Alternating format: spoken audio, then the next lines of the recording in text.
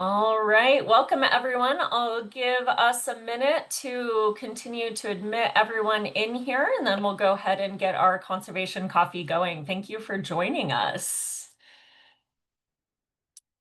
All right.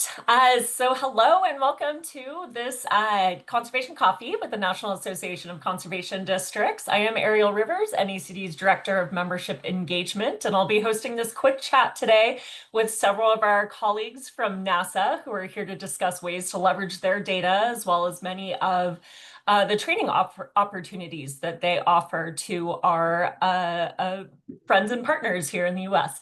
Before we get started, I'd like to remind everyone to stay muted during the conversation and that today's chat will also be recorded and we'll add it to our YouTube. So feel free to share that widely with anyone that may be interested. After the chat, we'll also have an opportunity to ask our speakers several questions as well. During that time, feel free to put your question in the chat and I'll read it out loud for the recording, or if you're in a position to do so as well, feel free to come off mute. I would like to remind everyone to keep themselves muted during the presentation today so that we can make sure to give our speakers our full attention. And with that, my last little bit of housekeeping, we'd like to thank the District and Partner Relations Committee with NACD for putting on these conservation coffees as networking and learning opportunities. Feel free at any point in time, if you have something you would like to share or any information that you would like to get out to conservation districts, please feel free to reach out to myself and we'll schedule a future chat. In particular, we have Carl Jensen, who is our chair of the District and Partner Relations Committee. He's on with us today. So thank you, Carl, for your volunteer time for helping to support NACD. And with that, I'd like to pass it over to our speakers. And again, thank you all for being here, and we look forward to hearing from you. Thank you so much for having us. So I am Caitlin Lemon. I am the collaboration coordinator for the Develop program. Hi, everyone. My name is Melanie Flett-Cook. I am a research scientist here at NASA Goddard Space Flight Center outside Washington, D.C., and I'm the project scientist of the Applied Remote Sensing Training, or ARSET program, that you will hear a lot more about. And hello, everybody. My name is Sean McCartney. I'm also at Goddard Space Flight Center in Greenbelt, Maryland, and I work closely with both Kate and Melanie, and I'm a trainer with the ARSET program. So Kate, back to you. Thanks. Thanks, guys.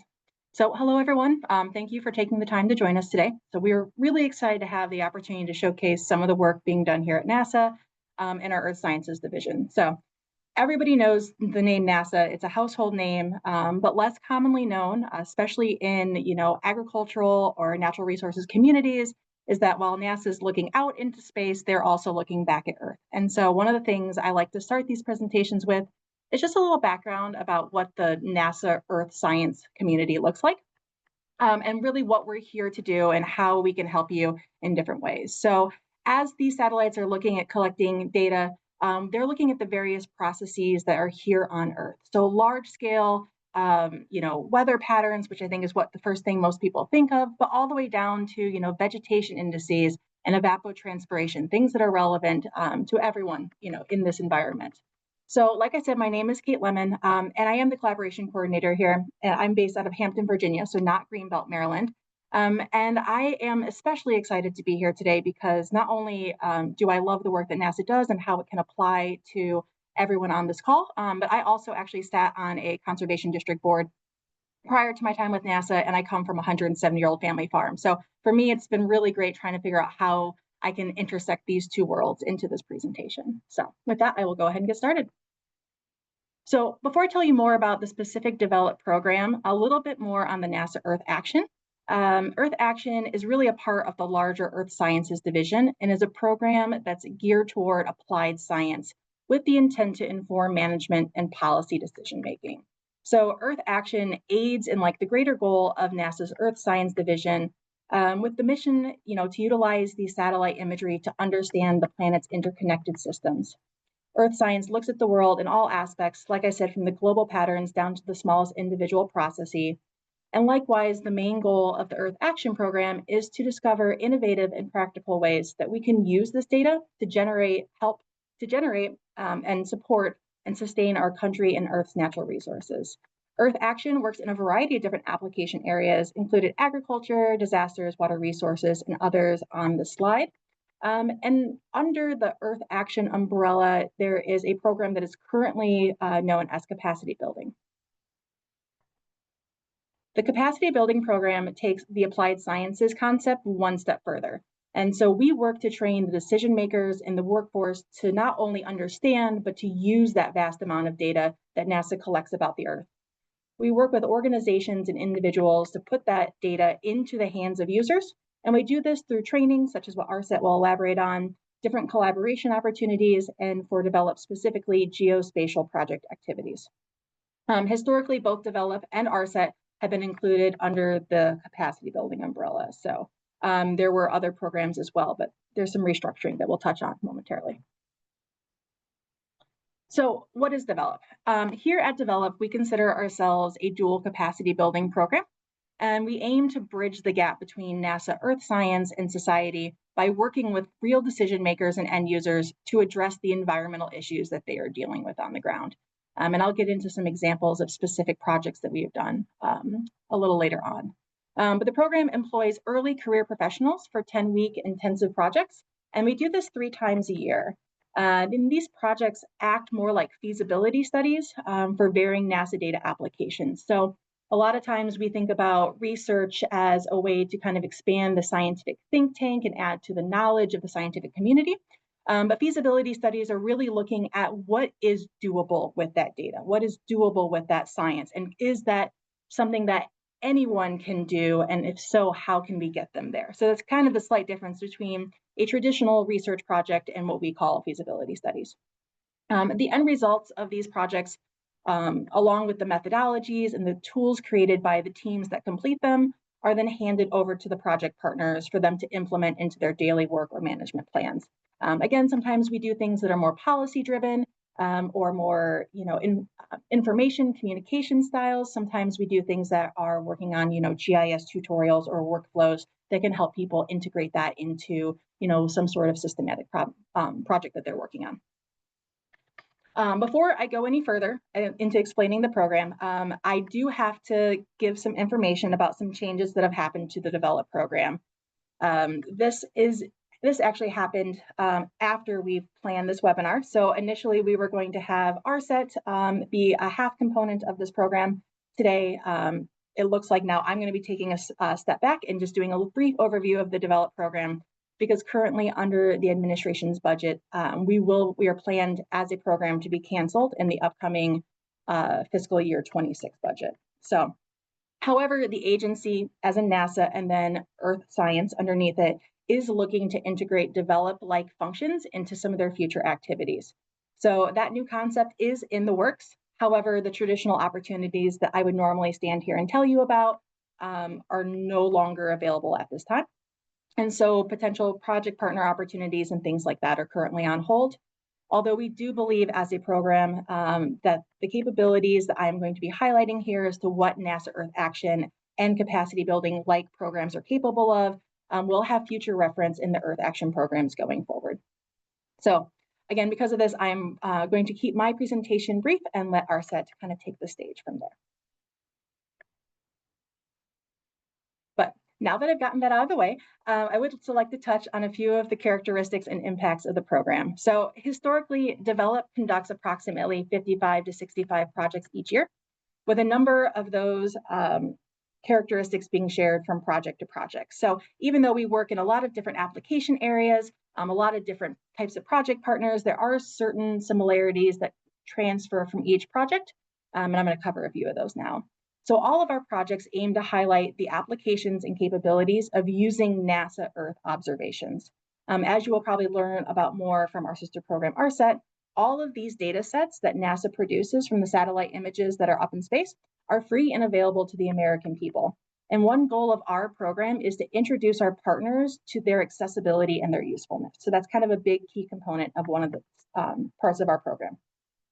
Another key point of the program is that we actively look to address community concerns in real world situations with the ability for the project outputs to be implemented into real work. So again, even though I've mentioned this before, our projects look research-based, the main objective is actionable science. And that is with the idea that we'd like to streamline activities in real time for users on the ground. Additionally, the program aims to work within all the application areas under Earth Action. So we love that flexibility to be responsive to current trends and needs, which is one of the reasons we ended up here today. So as a program decided a while back that we needed to really kind of look into how we could be more intentional in the agricultural community. And so over the past year, we've been actively reaching out to new partners in the industry, meeting folks at commodity classics, such as the National Association of Conservation Districts. And the result of that has actually ended up in 5 of our upcoming 9 projects that we'll be hosting this fall. We'll be working within the agricultural sector, which I will touch on shortly. The results of this work over Develop's 27-year history is that the program really has supported a variety of project partners and institutions to enhance the use of these geospatial tools within the workforce. So as of 2024, the program had employed over 7,000 young professionals. We had worked with over 1,200 different project partners and conducted over 1,200 feasibility projects. This slide highlights some of the diversity of the institutional partners that we have engaged with, either as the end users or where some of our alumni have ended up in the workforce. Really, kind of our big thing was that there was no project that wasn't worth looking at if it kind of checked all the boxes of using the NASA Earth observation. It had an actionable end user, and really fit within the timeline that a 10-week study with young folks could complete. As I mentioned previously, as a result of increased focus on agriculture, we're going to be hosting 5 ag-specific projects for this upcoming fall term. So this actually will be our last official term, but we are excited that we were able to kind of continue with all the hard work that we had done over the past year, and really we're hoping to be able to execute some really fantastic projects. Sean is actually one of the science advisors as well as a trainer for ARSET, so he is going to be one of the science advisors on our Eastern Shore Agriculture project as well. But I'm going to highlight a couple of these really quick because I think they're worthwhile. Our Northern California Center is going to be looking at characterizing the viral presence in vineyards in Central California. I believe it is red blotch for those who speak that language. Our Colorado location, along with our partners at NASA Acres, will be assessing cover cropping trends of cotton in Southern Texas, which will be similar to a project that I'm going to highlight as a case study momentarily.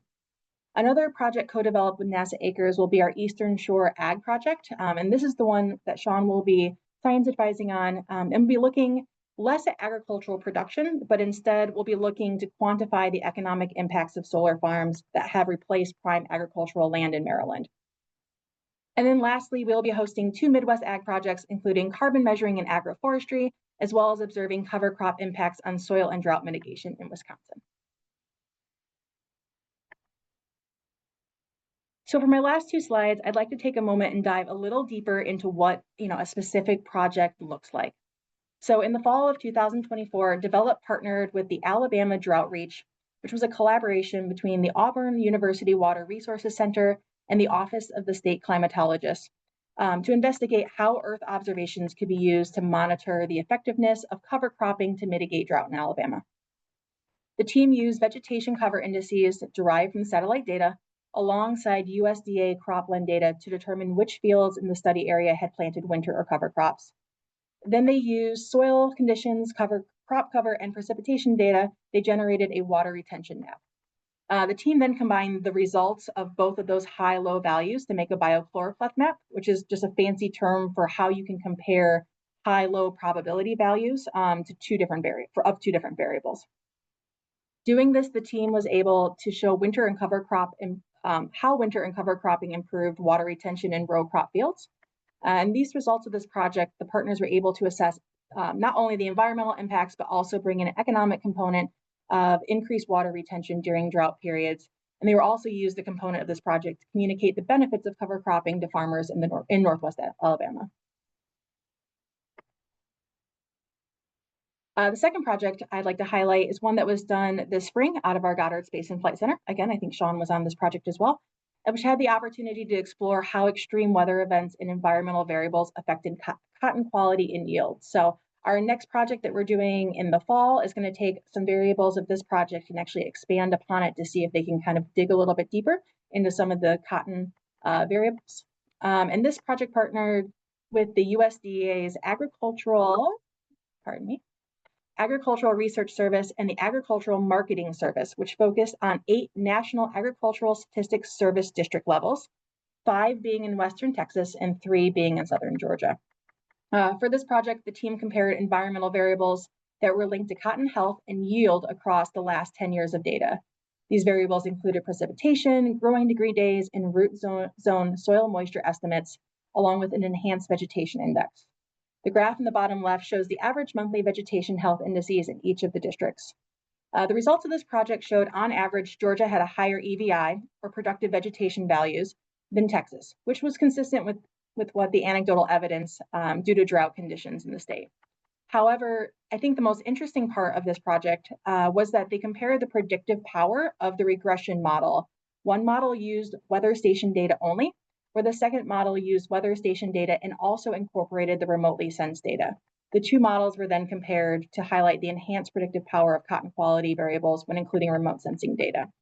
And that is that's the graph in the bottom right there, and is, I think, one of the most powerful pieces of information that has come out of a project in a while, really just showcasing that it's not remote sensing over traditional application methods, but how can we integrate remote sensing into the work that we're already doing. So with that, I would like to thank you for listening to my portion of the program, and I will hand it over to the ARSET team. Thanks, Kate. So you're still going to drive, so next slide. Okay. Well, I already introduced myself, so we can go to the next slide. So Kate gave a great overview of not only the different facets of capacity building that are done within the NASA Earth Action Program, as well as the DEVELOP program. In the rest of this presentation, I'm going to highlight the NASA Applied Remote Sensing Training, or ARSET program. ARSET's goal is to increase the use of Earth observations in decision-making. So to do that, we offer cost-free training on the application of satellite observations in several thematic areas: disasters, agriculture, ecological conservation, water resources, climate and resilience, and health and air quality. Our trainings cover topics like the fundamentals of satellite observations, data post-processing, data analysis methods, and instruction on ready-to-use web tools. Next slide. So first, a note on why do we specifically focus on training activities? We found that training provides several unique benefits. So this pyramid shows a schematic of a potential user's, the evolution of a potential user's understanding and usage of data, from being aware that they even exist, to seeing how they might be useful for their application, to wanting to learn more about how to use it, to using it successfully. So we found training is an incredibly effective tool for getting users to that adoption point. And once they're using the data, as a data provider, we can get feedback and improve the utility of a given data product or tool for our users. So through training, we can also communicate the most appropriate uses of the data, and ultimately, hopefully, increase the use of data in user communities to enable more informed decisions. Next slide. So a little bit more about what we mean by trainings. ARSET trainings are offered both online and in person, but the majority of our trainings are online. In 2024, we offered about 19 trainings, 14 of which were online. Our online instructor-led trainings are typically multi-part series consisting of 3 or 4 parts, maybe 2 to 4 parts, with each part lasting 60 to 90 minutes, plus additional time for Q&A. Participants who attend the live sessions and complete a homework learning assessment at the end of the training receive a certificate of completion. Our in-person trainings are typically 3 to 4 day workshops and are closely coordinated and developed with a host organization or agency. We're now very excited to be offering online asynchronous self-paced training, and I'll talk a little bit more about that in a couple of slides. All of our training materials recordings of the trainings, slides, Q&A transcripts, code are all available on our website as a resource. So you can register and participate live or review past trainings in your own time. The one caveat is that once a live instructor-led training is complete, we're not able to track participation, so we're not able to offer that certificate of completion once that live session is done. Over the years, we've been increasing the frequency of our multilingual trainings. In 2024, we were able to offer 7 bilingual online trainings and Q&A sessions. We also try to offer, oh, can you go back one more? I just noticed it switched. We try to offer our trainings at a variety of levels, from fundamentals to introductory to advanced. So hopefully you're able to find something that fits your level of experience and need. Okay, now to the next one. No, you're good. Since our start back in 2009, we've given over 200 trainings. Very excited to say we've trained over 140,000 people over the lifetime of the program from all over the world. We reach a wide international audience. Last year, about 70% of our participation was international. So just a little stats and history of the program. Next slide. And as I said a little bit ago, we try to offer our trainings at a range of knowledge levels. We also try to build on knowledge that we've conveyed in our previous trainings. So I wanted to show a little bit of sample here that I hope is relevant, how an individual interested in conservation applications can potentially find a training if they have minimal to no prior knowledge of remote sensing, and work their way up through to a more advanced topic, such as change detection for land cover mapping. Next slide. So within a training, each training is typically a mix of several different kinds of components. So for example, we have lectures, like I'm doing right now, for delivering background, theory, but we also try to include more interactive components, such as live demonstrations or hands-on exercises, to show participants maybe how to navigate a tool or download, process, or visualize data. Each part also includes a question and answer, which again is transcribed and posted on our training page as a future resource. At the end of each training, we include that homework assignment. It really helps us assess learning and success on our part, and is required to earn the participation certificate. We also include a survey. A really essential part of our program is the assessment that occurs as part of each training. So participants are actually asked to complete 2 surveys, one immediately after the training, where we use that to do an initial assessment of the impact and success of the training. But immediately follow a training, you might not have had a chance to actually use what you've learned. So we send a follow-up survey 1 year after the training to assess longer-term benefits.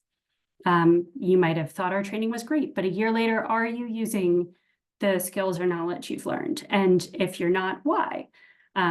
We gather this information to help us improve data utility and as well as our trainings. We additionally conduct interviews with past participants to hear more detailed feedback and try to gain deeper insights into how they're using what they learned. Next slide. So here's just a sample kind of topics of content you'd find in our trainings.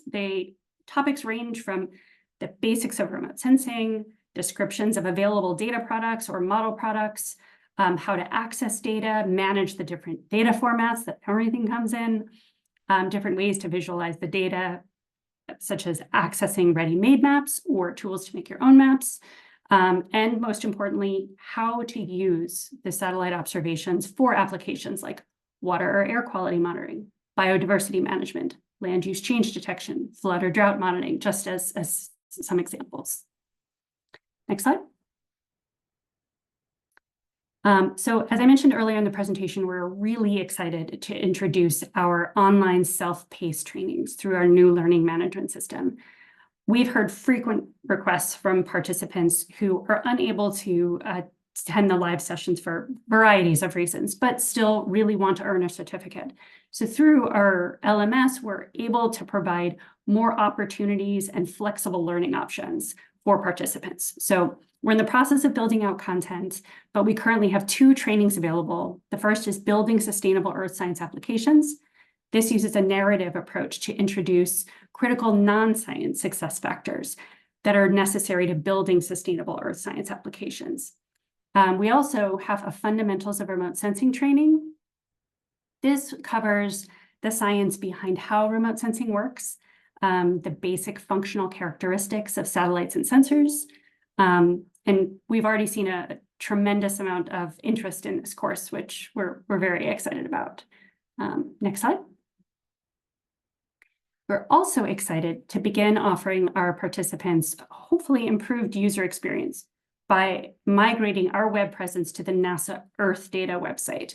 So the NASA Earth Science Data Systems, or ESDS program, oversees the entire Earth science data lifecycle for NASA. With ARSET on Earth data, our trainings will be closer and hopefully more connected to the data and tools that are a critical part of our trainings. So users will be able to search our trainings by application theme, hopefully mission, sensor, data set, level, type. It's very exciting. So we are in the process of migrating our training content over to Earth data and are hoping to have that done by at least the end of the summer. Next slide. And now I am very happy to pass it over to Sean, who's going to go into more depth about particular relevant training resources. Great. Thank you so much, Melanie and Kate. Next slide. And Ariel, thank you so much for organizing this. It's such a great opportunity for us to be able to reach out and have this conversation with you all. You might be wondering, ARSET training, workforce development, why is NASA investing in this? One of the reasons, there's many reasons, there is a significant investment from the US taxpayer to design, build, launch, and maintain spacecraft that collect some of the most calibrated, trusted data sets that you can use for, if it's invasive species monitoring or air quality monitoring or agricultural monitoring, but it doesn't do much good unless we can get that data and turn it into actionable information. And we can only do that. We send out surveys to people through our program, through other programs. And one of the biggest asks that comes back to us is we need training. We need training on how do we find this data? How do we work with this data and turn it into, something that we can turn into information to actually make informed decisions. So, Kate did such a wonderful job presenting on Develop and how that's probably the jewel of workforce development through an internship program that, provides, different participants the opportunity to work on these just fantastic projects that Kate did a great job presenting on. And ARSET, our wheelhouse is really, professionals such as yourselves who are working in a field such as conservation, but maybe are looking for more tools or new data sets that can complement what you're already doing, maybe make you more efficient, provide more insight into what you're doing for better management. So I guess my role in this presentation is, for those that are into music, I will give a medley of different trainings that you can go and look at yourself. If you're more into food, I would say it's more of a charcuterie, if I'm pronouncing that correctly, of a variety of different trainings that ARSET does in different thematic areas. So to jump in, starting in the upper left, which might be of high interest to many of you in terms of the work that you do through the conservation districts, is the invasive species monitoring with remote sensing. This training leverages NASA's satellite capabilities to provide tools and data for landscape management and invasive species control for both aquatic and grassland species.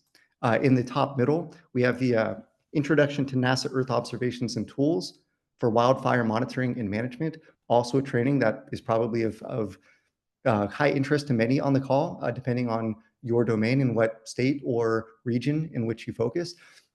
The training teaches users how to leverage NASA's satellite technology for wildfire management and monitoring through the Fire Information for Resource Management System, or FIRMS platform. And all of the links, hopefully these slides will be provided to you if they haven't already, and all these hyperlinks are embedded within the site, so you can hopefully go and learn more about each of these trainings. So it's not just a fire hose of of different topics. In the upper right of the slide, you see the monitoring global terrestrial surface water height using remote sensing. Really exciting mission. This is one of the newer satellite missions that launched just 2 or 3 years ago. And the training focuses on NASA's Surface Water and Ocean Topography Mission, or SWOT, which monitors water level changes, river width, slope, and discharge. And the training covers SWOT data products and applications for water resource and disaster management. In the lower right of the slide, we have the large-scale applications of machine learning using remote sensing for building agriculture solutions, also a topic which might be of interest to many on this call today. This training focuses on processing publicly available satellite data at scale using cloud-based machine learning approaches for agricultural and environmental applications.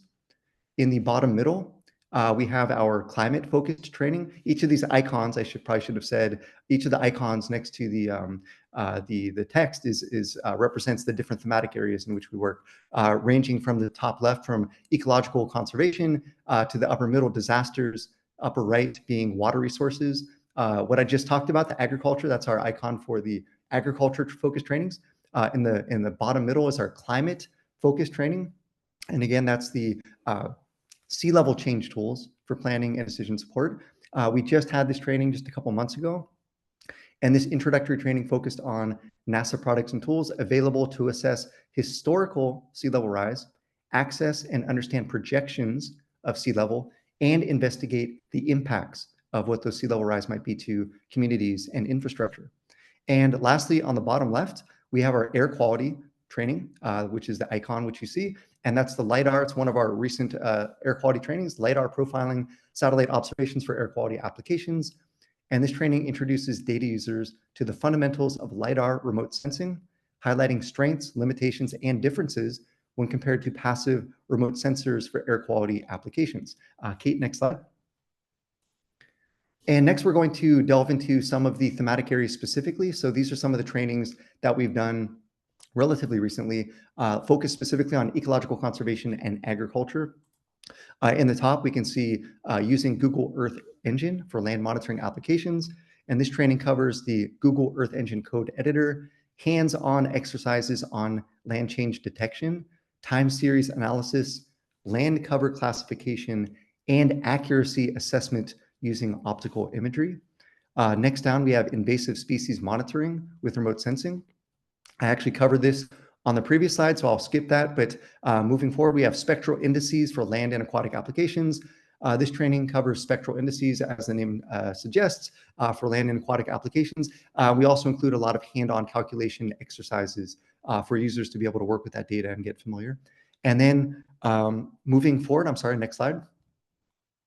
We're delving into more of the disaster training topics that might be of interest to some of you. First off is the satellite remote sensing for measuring urban heat islands and constructing heat vulnerability indices. On this training, participants learn to map urban heat islands and create these vulnerability assessments for their specific areas of interest. And again, all these data sets can be applied anywhere. So we usually do case studies both in the United States and outside of the United States, because we have so many of our participants joining from around the world. But all these data sets that I'm referring to in any of these trainings can be applied to any domain, any state, any region, any country. And the second part of this training, trainees were learned to combine satellite observations with population demographics and health data to guide public health interventions for heat risk management. And as we know, we're currently in summer, and depending on where you live in the country and the world, extreme heat is becoming more of a hazard for many. So moving down, we have SAR for disasters and hydrological applications. And this training, this training focuses on the skills taught in previous synthetic aperture radar trainings in terms of the use of Google Earth Engine for flood mapping with radar data. And then we also have another training, drought monitoring, prediction, and projection using NASA Earth system data, maybe of interest to many of you in terms of drought and its effects on the landscapes in which you are concerned for conservation purposes. This advanced training provides hands-on data analysis exercises for monitoring different types of drought, both meteorological, hydrological, and agricultural. And moreover, the training includes drought prediction analysis on subseasonal to seasonal timescales and climate change projection analysis of drought conditions. And last on the side, we have using Earth observations for pre and post fire monitoring, another topic which might be of high interest to many on this call. This training reviews pre-fire risk assessment by investigating land surface variables, everything from vegetation type and height and fuel regimes, fuel moisture and topography, as well as climate variables from temperature and precipitation. And we also, in this training, conduct post-fire mapping of burn area and burn severity using different vegetation indices. So it might be of interest. Kate, next slide. Thank you. The next medley or charcuterie, depending on your interests, will be more water resources focused.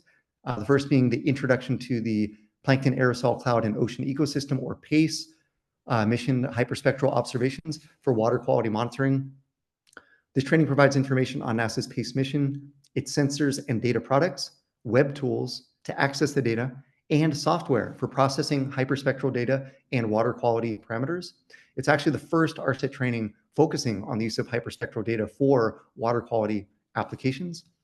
Then we have the using Earth observations to monitor water budgets for river basin management. Again, this might be of high interest to many on the call today. This introductory webinar addresses using satellite data and Earth system model data to estimate surface water budgets and their temporal variability in subwatersheds within river basins.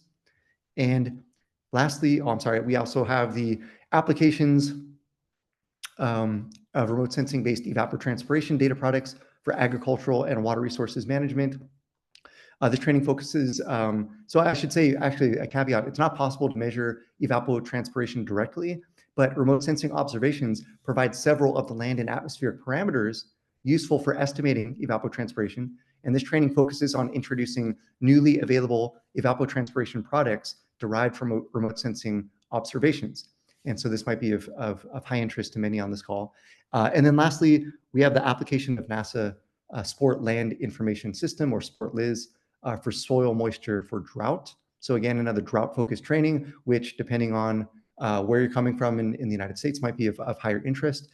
And this training is focused on the introduction of the NASA Land Information System output of soil moisture at various depths for drought analysis and monitoring. And the training improves the user's understanding of how soil moisture is modeled within LIS in order to improve the interpretation and application of this output for drought monitoring. Next slide. And I think due to time, instead of just listing off more trainings, we're going to skip to the next slide because we really want time to be able to engage with you all and maybe answer questions. And I certainly have questions for you. So, but briefly, what does an introductory intermediate training look like? Many of you on the call might not be as familiar with ARSET trainings. So that would include basic concepts and definitions, background of remote sensing and modeling data sources, information about data access, analysis, and visualization tools, and then as well demonstrations of case studies of data access, analysis, and interpretation. Next slide. And one example of that is the training I just spoke about with the evapotranspiration. So the learning objectives of this intermediate training were to identify state-of-the-art techniques to derive evapotranspiration using remote sensing and recognize how evapotranspiration data can be used in water resources and agricultural management, as well as accessing that data through different means using both Python scripts as well as web tools for those that might not be as familiar with coding. And some of the topics that were included in this introductory / intermediate training were some of the background methodologies and validation of these various ET products, more specifically applications, because all of our trainings are they're entirely application focused. So applications of these for water resources and agricultural management. And then we also demonstrated the use of these for water balance assessment at the watershed level. Next slide. And what would the advanced training include? So this is going to be expecting more of the participants, and it will certainly be more hands-on. So we'll have the participants actually perform more data analysis and visualization using one or more of the online tools. Maybe this looks like gobbledygook, but QGIS and Google Earth Engine and Python. You might not know what those are, it doesn't matter, but if you take our trainings, you will certainly learn what they are. And also model execution, analysis, and interpretation of model output. Next slide. And an example of this was one of the trainings we did for the monitoring water quality of inland lakes using remote sensing. This is a training that we just held in the last year. And this was having participants, assess chlorophyll A concentration, turbidity, and total suspended solids in selected inland lakes. So they could choose any lake that they wanted. Again, all these data sets are agnostic to the study area. So you can apply the same methods in Turkey or France or Brazil as you do in, say, Wisconsin or in California. And so we showed participants how to develop algorithms to retrieve these different parameters I just referenced using in situ measurements coincident with the satellite observations. And in this case, we used Google Earth Engine. And so we helped provide participants the script to be able to get them up and running, and then how to adapt that script for their own area of interest. Next slide. And these are two open trainings that we have. Actually, the first one, the top one, is the Spanish presentation and training of the firm, the FIRE training that I referred to earlier. And I should have mentioned that all the materials that we provide through ARSET trainings are bilingual in the sense that we translate all the materials, but we do have a select number of trainings that we also do presentations. In this case, this is an online training, and it's also presented entirely within Spanish. So it's the same material that was covered in the training on the FIRE training from 2 months ago, only this is going to be entirely in Spanish for our Spanish-speaking participants joining wherever they may be joining from. And then we also have a training starting later this month. So both of these trainings are actually currently or will be starting this month, and that's the Introduction to Snow and Ice Data Products and Applications for Water Resources Management. And as Melanie referenced earlier, we also have the learning management system, which is really exciting. It's been up and running for about a year now, and we have our fundamentals of remote sensing. So for those of you that might be quite new to all of this, and this all sounds maybe scary, that's absolutely the first place you want to go, is that fundamentals of remote sensing to wet your palate, get to know some of the fundamentals of what we do, and then you can start taking more of our introductory training. So next slide. And I was just thinking before, presenting today, what kind of opportunities are there? Kate did a great job of talking about opportunities that were currently available through NASA Develop, but there certainly are still opportunities through NASA ARSET. And I'm just thinking, just based on what I saw from your website and having had conversations with some people on this meeting prior, that certainly the National Association of Conservation Districts, I think there's plenty of opportunity there. How can we, better get trainings to you? Maybe if you give us ideas on trainings that you think would be most relevant to your community, how can we better serve you in that capacity? And then also going down from the national level to the state association of conservation districts, knowing that all of our states have different conservation districts working on different environmental issues that they're each tackling based on their own environmental concerns. So I think there's opportunity there. There's definitely opportunity I saw with the Conservation Technology Information Center. They're already certainly using remote sensing in some of their trainings and the tools that they're developing. So I think there's a ripe opportunity to be able to collaborate more closely with them, and how we can maybe have some cross-pollination in improving or just supporting some of the efforts they're doing. And then the National Watershed Coalition, I think that could be based on the watershed water resources trainings that I spoke of earlier. I think there's opportunity there. And then for U.S. Department of Interior and U.S. Department of Agriculture, based on the surveys and based on our records on who's taking the trainings, we actually already have a good number of people from those different departments that are already taking ARSET trainings. Maybe you know some of them, and maybe you've already taken some of the trainings based on who's on the meeting today. Next slide. And so we really hope, I think the main takeaway from this meeting is, please do go on our website, get on our listserv, start, we would love to, have you at least check out some of the trainings that we have that are within your area of interest. If it's more ecological conservation focused, or if you're more disaster focused, flood focused, we certainly have trainings that you can, we have all the materials available. They're all publicly freely available. So please do check them out. Please get on our listserv so you can learn about upcoming trainings. All this material is publicly available. And again, I'll rehash that, it does nobody any good if NASA makes the investment, if the US taxpayer makes the investment to have such well-calibrated instruments and spacecraft, if people aren't able to use that data for, technical limitations. So we really want you to be able to go and check out these trainings and become dangerous. And again, they're all applications focused. So next slide. And this is just contact information. Do not hesitate. If you have any questions or follow-ups, please do reach out to us. We would love to continue this conversation. And I believe the next slide is for questions. So I've talked long enough, and I will go back on mute, and maybe Ariel or Kate, I'll kick it back to you. All right, excellent. Well, my first question for all of you, number one was to thank all of you for the fantastic information that you shared with us. My first question was going to be how to join the listserv. And we do have that in the chat box now. If anyone watches this YouTube recording, you can send an email with no subject line to arset-join@list.nasa.gov. And if you didn't hear me mumble through that, just send me an email and I'll send you the information. So thank you all. While we're waiting to see if we have any questions from the audience, I'm curious if maybe you could give a little bit more perspective of what some of the in-person trainings look like and what that might entail to organize something like that. It sounds like there could potentially be future opportunities. For example, if state associations or if even NACD wanted to potentially host a training at one of our meetings, sounds like that could be an option. But I'm curious what that process would look like for organizing that and who we would reach out to.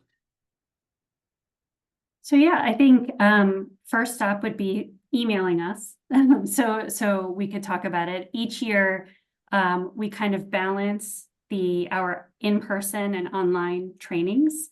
And so we definitely do more online than in-person, but what that would look like essentially is working closely with that partner to identify, hear more about their work and identify the material, content, hands-on exercises that would be of most benefit to that community. But we usually coordinate pretty closely with that partner on not only content, but also registration to open registration to that community, but then like potentially strategic partners and things like that. And as far as size, we usually restrict it to like a max of about 50. Just so that we can do a lot of hands-on help and answering questions. Yeah, I think that essentially to get started, shoot us an email. Excellent. Thank you, Melanie.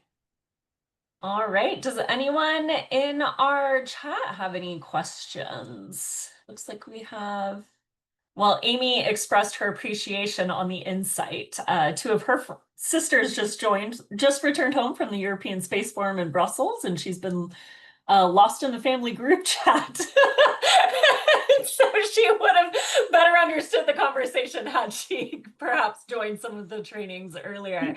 So on that note, I would be curious about, perhaps Sean and Melanie, your perspective on this in particular, and Kate as well with your background in agriculture. We're talking some high level concepts here that can, even myself, I will admit I have a PhD, but I was still in our first conversation, Kate, somewhat overwhelmed by the idea of large data sets and what the potential applications of remote sensing could look like for some of our district partners. So I'm curious if you could just, kind of offer your one personal takeaway or bullet point that you would want conservation district, staff or employees of our partner organizations, what you would want them to know to kind of encourage them or get over some of that intimidation that Sean also alluded to. Kate, why don't we start with you, actually? All right, had to find my audio there.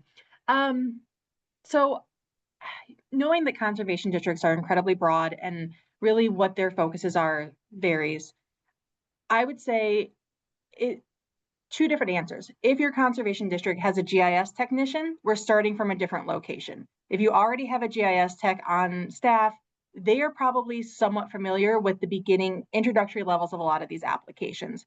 And so if you're the district manager or the conservation specialist, I would work with them closely to kind of see what data sets that they're already working with and how we could potentially integrate. If you're in the upper Midwest, especially thinking Illinois, Indiana, Ohio, Wisconsin, Nebraska, going over that way, if you are looking at cover cropping, that is a very, I don't want to say introductory, but very step-by-step process that you could do and is easily transferable from kind of region to region. So if you've got a GIS tech that's working, in a neighboring area and you have a good relationship with them in the other county, if they're capable of doing some cover cropping work, integrating your information into what they can do is, be collaborative with it, I guess is what I'm getting at. If you're a really small conservation district like the one that I was a director for, and I would love if they had a GIS technician, but we don't, or a conservation tech or forestry. We've got like 3 people. I would say figure out what exactly it is your greatest concern. What is your most consistent concern? And what do you foresee being that next, real big issue that you have? So if you're in an area that is really dealing with drought, if you're in an area that's really dealing with flooding, I would hone in on that specific issue, and I would wait until that right training comes up to really dive into and tackle that one specific project.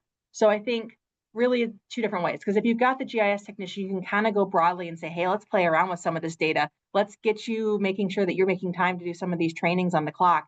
Let's see what we can do. If you're in the other camp, and then you also can still reach out. My program specifically won't be here, starting in 2026, but that doesn't mean that there isn't NASA Acres, which is the agricultural program for Earth Action. Well, there's NASA Agriculture, and then there's Acres. And they also have resources, and they also have, opportunities. And if nothing else, they might just have someone that can help guide folks through these process. And then also they do, work as well with ARSET and other components of Earth Action. So that's my piece. I'll pass it along. Excellent. Why don't we pop over to you, Melanie? No, I'll pass it to Sean. This is total confession. I'm an atmospheric scientist at heart. And so, so I'm going to pass it over to Sean, who has more domain expertise here. Yeah, I think the first thing I would say is, we would, I'm looking at your website, and I do see that there's a partnering with the Conservation Technology Information Center. And I was just perusing their website, and they're doing some really awesome work already with remote sensing. And it seems like that you have a partnership there already, which is fantastic.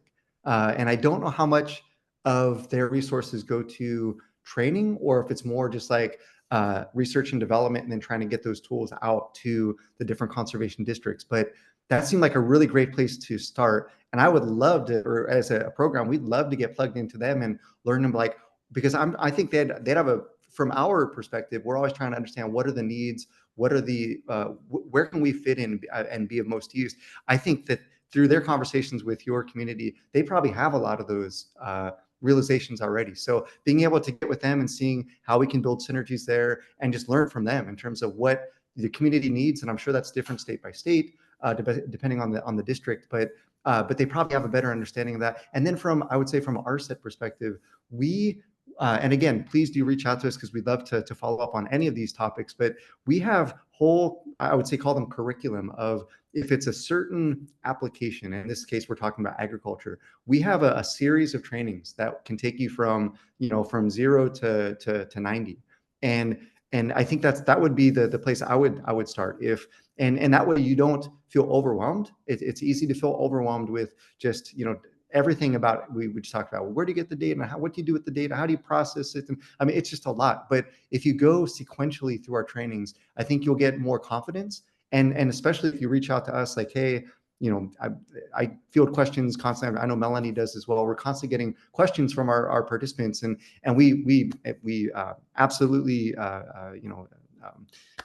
want those questions to keep coming. So I don't know if I answered your question, but I'll stop there. Thanks. That's very helpful. Thank you, Sean. What I'm hearing from all 3 of you is, first and foremost, reach out if you have questions, which is fantastic. Thank you for offering yourselves as resources. Carl, I see your hand up. Yeah, just briefly, it seems to me that there's a great opportunity for our district people, whether it's employees or supervisors, to work together with NRCS on some of this data, because they have their own mapping systems and one thing and another. And I think this can greatly enhance what you might have at your local office. And there might be a chance to sit down with our partners, whether it's your soil con or your range con. I'm from out in range country, one thing or another, but there'd be a lot, whether it's fire, the invasive species thing. We have a lot of forest land in western South Dakota, invasive species, weed things. are a huge effort, and it's something I think that working together with your local techs would be a way to really enhance what's being done. But brilliant stuff, you guys. It's a lot of it's just in the days of the internet, knowing what's out there there's such an array of things, but this is for the things that we do is critically important. And thank you so much for sharing what you have. All right, perfect. Well, I think that's actually a good note to wrap the conversation up on. Thank you, all three of you, for joining us today. I will like to say that we can thank NACD's president, Gary Blair, for initiating this coffee. He met Kate at the Commodity Classic and luckily connected all of us to be able to learn from all of you about the resources that you have available to us. So if you would be okay sharing your slides with us, Kate, I can make sure to get those out to the registrants for the session. And we hope that all of you will share out the link once we have it on our YouTube too. So thank you so much for being here today, everyone, and we'll see you in the next coffee. Thank you so much. Thanks so much again.